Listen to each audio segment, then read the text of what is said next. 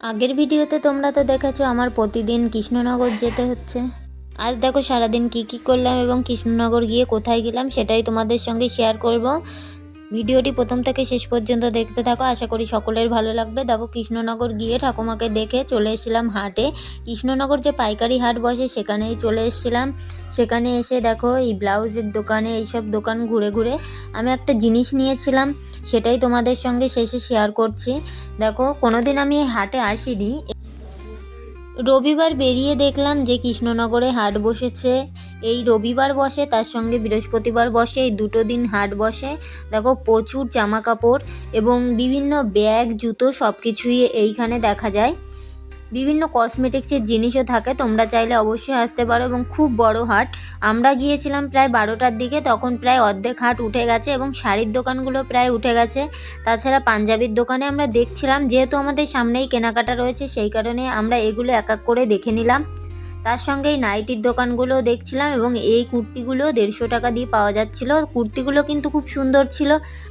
আমি নিয়েছিলাম একটা সোয়েটারটি কেমন হয়েছে অবশ্যই শেষে তোমাদের সঙ্গে শেয়ার করব, তোমরা কমেন্ট করে জানিও। তার সঙ্গে ছিল পর্দার দোকান এবং তার সঙ্গে অনেক ব্যাগের দোকানও ছিল।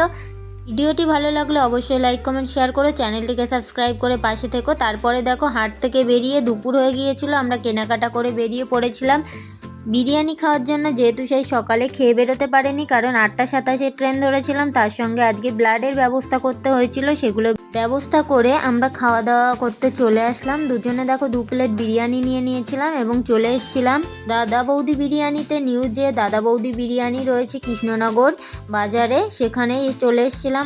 তারপর দেখো খাওয়া দাওয়া সেরে দুজনেই বেরিয়ে পড়লাম আবার নার্সিংহোমের দিকে, কারণ 4টের দিকে ঠাম্মাকে দেখতে দেবে। ঠাম্মাকে দেখে আমরা বেরিয়ে পড়ব।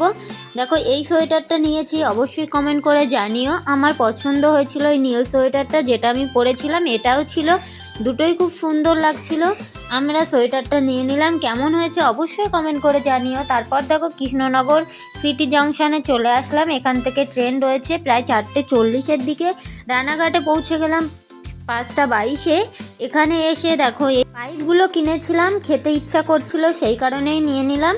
এরপর দেখো বনগাঁতে চলে আসলাম। বনগাঁতে এসে আমাদের একটা জামা কেনার ছিল এবং আর একটা জিনিস কিনেছি, অবশ্যই তোমাদের নেক্সট ভিডিওতে আমি শেয়ার করব, ভিডিওটি শেষ পর্যন্ত দেখো।